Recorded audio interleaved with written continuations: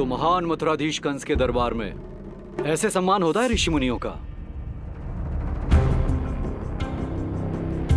नहीं नहीं ऋषिवर, ये तो केवल एक उदाहरण है कि कैसे एक विष्णु भक्त का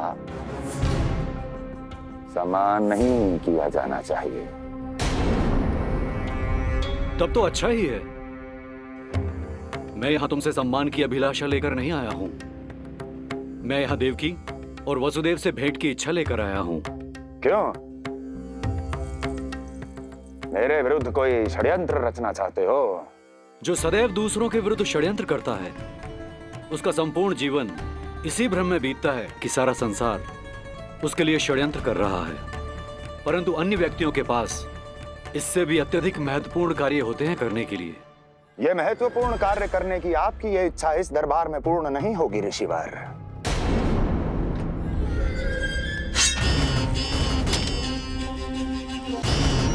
मैं आपको उन दोनों से भेंट करने की आज्ञा नहीं दूंगा। कैसे रोकोगे मुझे? कैसे? बड़ा ही विचित्र प्रश्न है, किंतु इसका उत्तर बड़ा ही सरल है ऋषिवर। जानते हैं मेरे दिन का आरंभ कैसे होता है? किसी ना किसी का संहार करके। और यदि एक संहार और हो जाएगा तो मुझे क्या अंतर पड़ेगा? स्वयं से एक प्रश्न पूछो कंस। स्वयं से एक प्रश्न पूछो कंस। मेरा संहार करने के लिए, जिस संकल्प शक्ति की आवश्यकता है, संकल्प शक्ति की आवश्यकता वो है तुम में। वो है तुम में। कर पाओगे मेरा संहार? जिस संकल्प शक्ति की आवश्यकता है, जिस संकल्प शक्ति की आवश्यकता वो है तुम में। कर पाओगे मेरा संहार? कर पाओगे मेरा संकल्प शक्ति की आवश्यकता है, संकल्प शक्ति की आवश्यकता। बोलो कंस, बोलो। यदि मैंने श्राप दे दिया, यदि मैंने श्राप दे दिया, कौन सा कवच तो तुम्हारा उसे सत्य होने से रोक पाएगा? उसे सत्य होने से रोक पाएगा? बोलो कंस, बोलो। यदि मैंने श्राप दे दिया, यदि मैंने श्राप दे दिया, कौन सा कवच तो तुम्हारा उसे सत्य होने से रोक पाएगा? उसे सत्य होने से रोक पाएगा? ऋषिवर, यदि आपके हृदय में स्वामी के विरुद्ध षड्यंत्र करने की इच्छा नहीं है, तो महाराज भी आपको किसी से भेंट करने से रोकना नहीं चाहेंगे, है ना महाराज?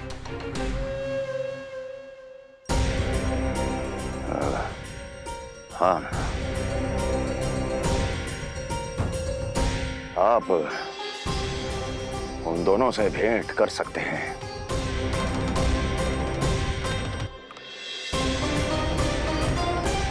दुर्जन, इन सब पर दृष्टि रखो। अब सब कुछ सुनकर आना, सब कुछ। कुछ भी छूटना नहीं चाहिए। जाओ।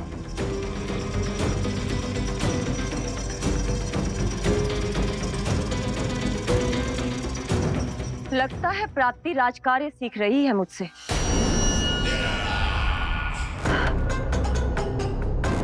उचित समय पर सही सुझाव दिया तुमने प्राप्ति। अब आसानी से पता लग जाएगा कि ऋषिगढ़ के यहाँ आने का वास्तविक कारण क्या है महाराज।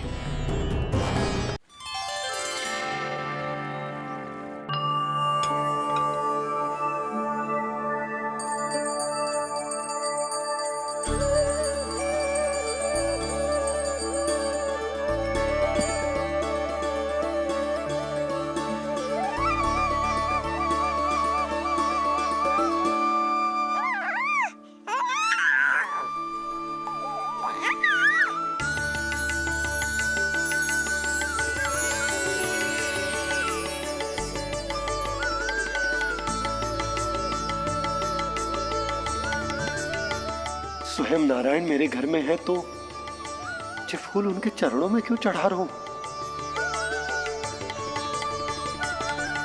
तैयार होगा मेरा लल्ला।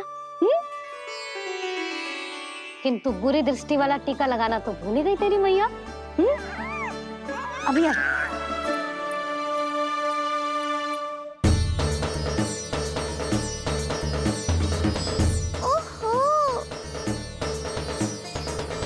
नहीं नहीं बाबा, ये मत करो। जाएगा।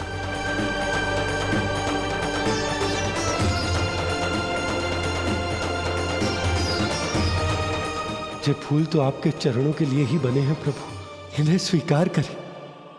बाबा, ये सत्य मैंने आपको अपना साथ देने के लिए बताया था, अपने आप को फंसाने के लिए थोड़ी ना।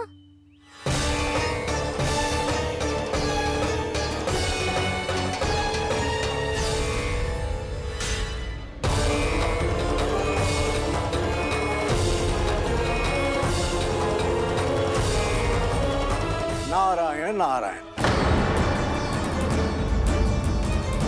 प्रणाम पंडित जी। नंदराज जी, रानी जी, बिटिया के पांव भारी थे ना, तो उसे लिवाने समधियाने चला गया था। वहां कुछ अधिक ही समय लग गए। आज वापस आया तो पता चलो कि स्वयं गर्ग ऋषि ने लल्ला का नाम रखो है, सो मिलने चला है। क्या नाम मिलो है इसे? उन्होंने लल्ला का नाम कृष्ण रखो है। उन्होंने लल्ला का नाम कृष्ण रखो है।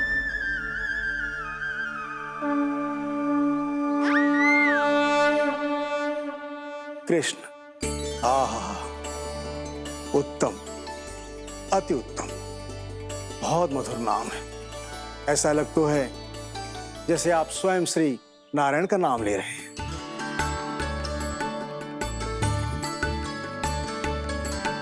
स्थिति को और गंभीर मत बनाओ पंडित जी। आपको तो बाबा के प्रश्नों का उत्तर देना है।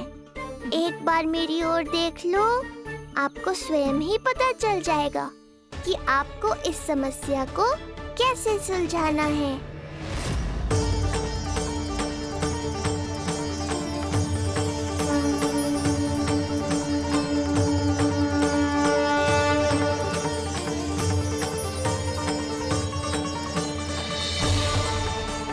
पंडित जी मेरे लल्ला को टकटकी बांध के देखे क्यों जा रहे हैं?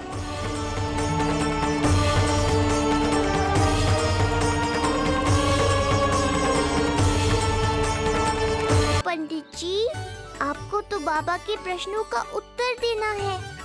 एक बार मेरी ओर देख लो, आपको स्वयं ही पता चल जाएगा कि आपको इस समस्या को कैसे सुलझाना है।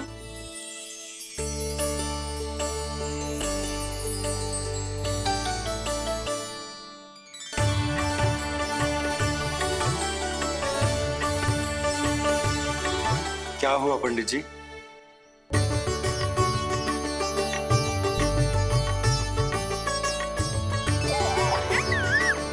बधाई हो लल्ला, इतना प्यारा नाम मिलो है तुम्हें।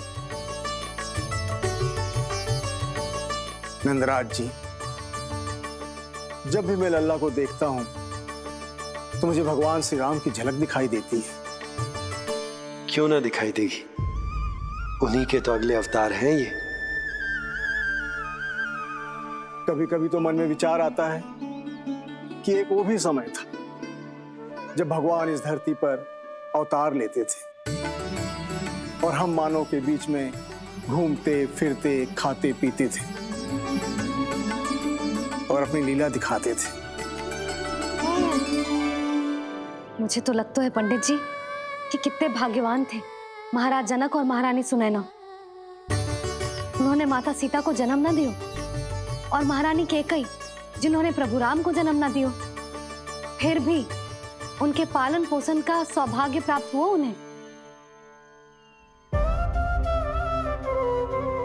कल्पना करो पंडित जी, कितने पुण्य अर्जित किए होंगे उन्होंने पिछले जन्म में। कितनी तपस्या की होगी कि जिनकी गोद में सारा संसार है वो श्री नारायण और माता लक्ष्मी उनकी गोद में खेले।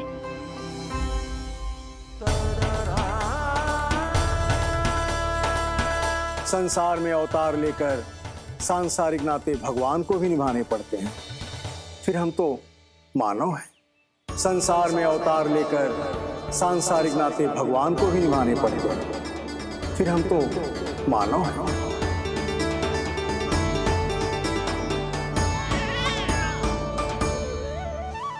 जो हो रहा है और जो भी होता है सब उनकी ही इच्छा से होता है नंदराज।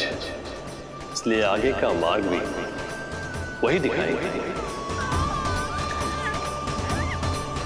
तो आपने मुझे मेरे प्रश्नों के उत्तर दिला ही दिए।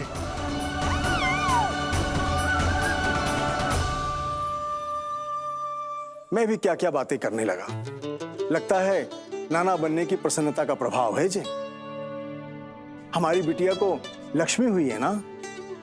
बधाई हो पंडित जी, बहुत बहुत बधाई हो। मैं मैया और उसकी बिटिया से अवश्य मिलने आऊंगी। बधाई हो पंडित जी। अब मुझे आज्ञा दीजिए, वैद्य जी से कुछ औषधियां लेनी है मुझे। नारायण नारायण।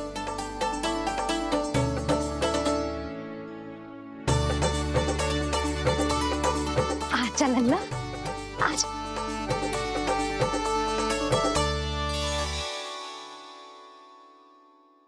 लगा टीका। सुनो जी, तनिक कान्हा को संभालो। मैं यूं गई और यूं आई।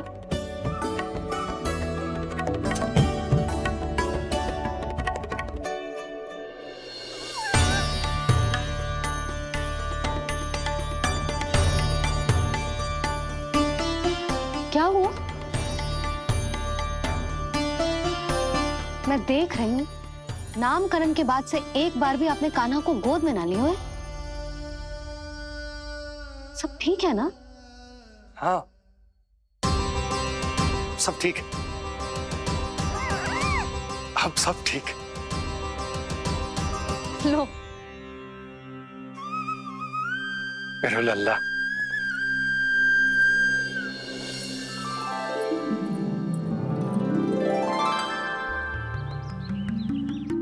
आपका बहुत बहुत धन्यवाद ऋषिवर।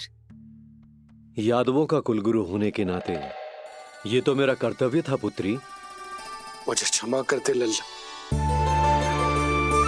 कुछ समय के लिए मैं अपने कर्तव्य से भटक गया था। सब कुछ पूरे विधि विधान से संपन्न हुआ है।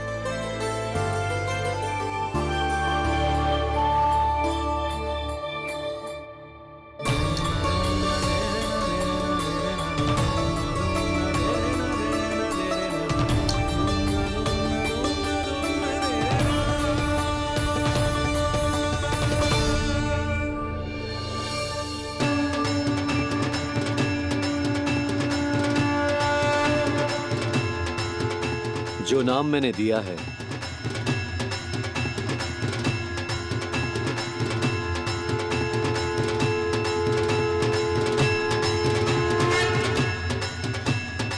आप मुझे क्षमा कर दो बाबा, मैंने आपको इतनी दुविधा में डाल दिया।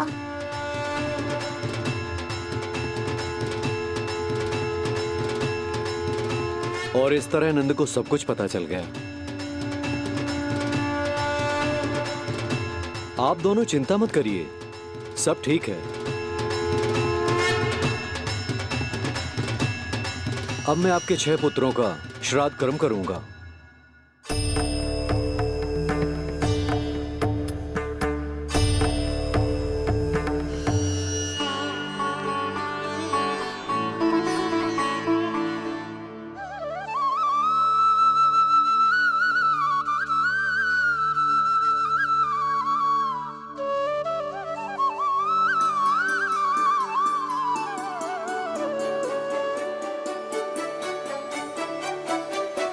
कान्हा,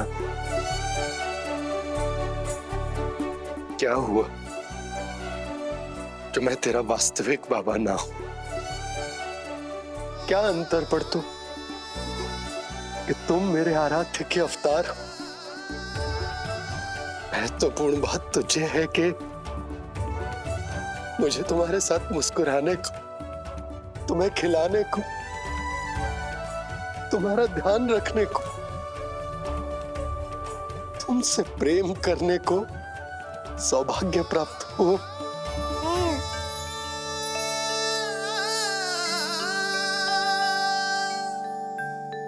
बाबा, सत्य जानने के बाद अब आपको केवल प्रेम ही नहीं करना है, मुझे डांटना भी है जब मुझसे कोई भूल हो जाए या मैं कोई शरारत करूं। तुमने मुझसे कुछ कही कान्हा?